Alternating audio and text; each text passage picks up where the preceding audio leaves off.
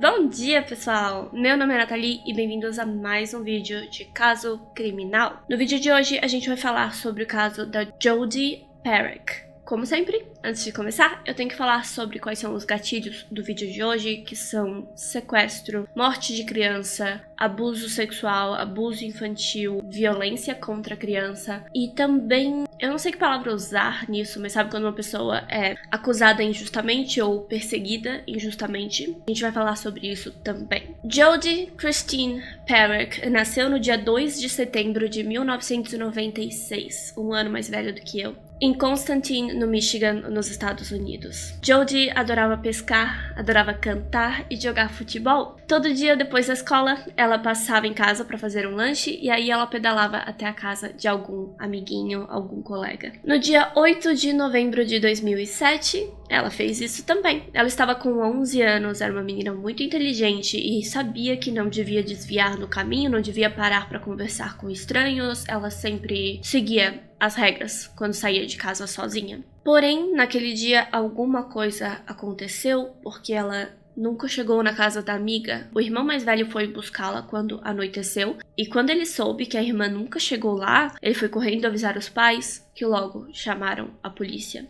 Um tio da Jodi, ex-policial, decidiu ajudar com as buscas naquela noite, já que ela desapareceu no fim da tarde. Eles preferiram, uma parte da família vai para um lado da cidade e outra parte da família vai para outro lado e a gente procura em todos os lugares possíveis. Eles acreditavam que ela podia ter se perdido ou até caído de bicicleta e se machucado, então o pessoal saiu de carro à procura da Jodi. Esse tio dela se chamava Raymond McCann. Ele e outros familiares, como eu disse, rondaram a cidade toda, escolas, casas de colegas, vizinhos, parquinhos e nem sinal da Jodi, nem da sua bicicleta. Depois de horas, o Raymond sugeriu que eles procurassem no cemitério municipal. Sem motivo, só tive uma ideia que alguém olhou no cemitério. Bom, na madrugada do dia 9 de novembro, a bicicleta foi encontrada na entrada do cemitério e a poucos metros dela estava o corpo. Jodi, de 11 anos, havia sido atacada, violentada e morta por sufocamento.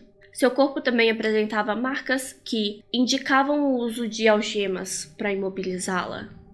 Toda a comunidade ficou horrorizada com aquilo durante os dias que se passaram. Homenagens e vigílias foram feitas pela Jodi. A mãe foi interrogada, logo depois vieram os amigos, os familiares, os pais da amiguinha que ela deveria visitar naquela tarde, os vizinhos, até o irmão dela, o irmão mais velho dela, foi visto como suspeito. Raymond, esse tio, também foi interrogado e a principal pergunta que os policiais tinham pra ele é: por que você pensou em olhar no cemitério?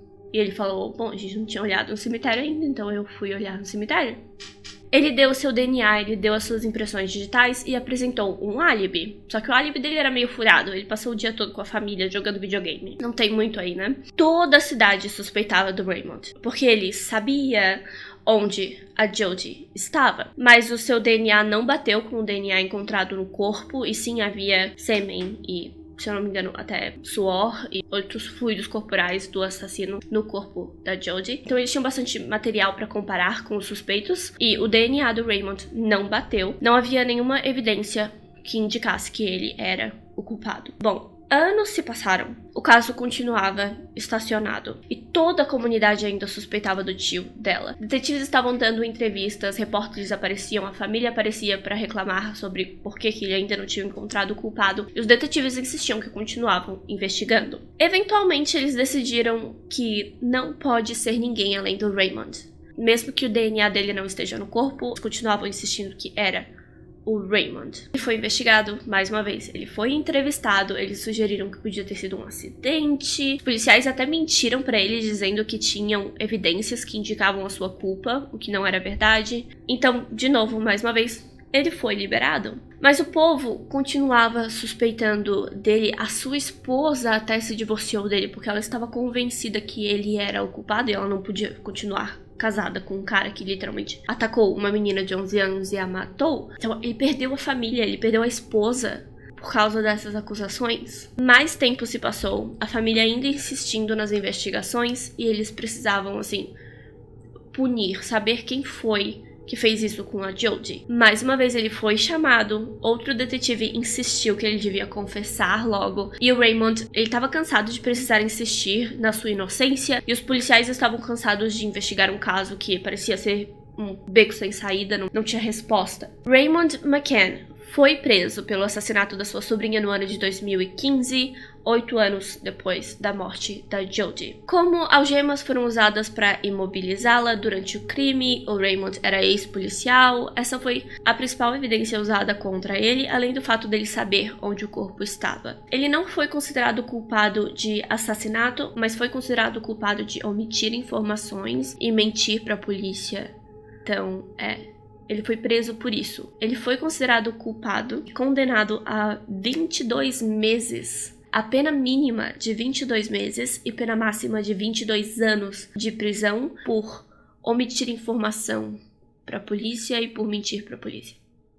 Logo depois de tudo isso acontecer, literalmente no mesmo ano em que o Raymond foi preso, outra garota foi sequestrada enquanto andava de bicicleta na cidade vizinha. Mackenzie Stafford, de 10 anos de idade, foi atacada por um vizinho, um homem idoso, que a arrastou para dentro da garagem da sua casa e tentou esfaqueá-la. A Mackenzie fez de tudo para se defender, ela sofreu alguns ferimentos, mas ela conseguiu fugir gritando por socorro. Depois que seus ferimentos foram tratados, ela levou os policiais até a casa de um senhor de 65 anos de idade chamado Daniel Furlong.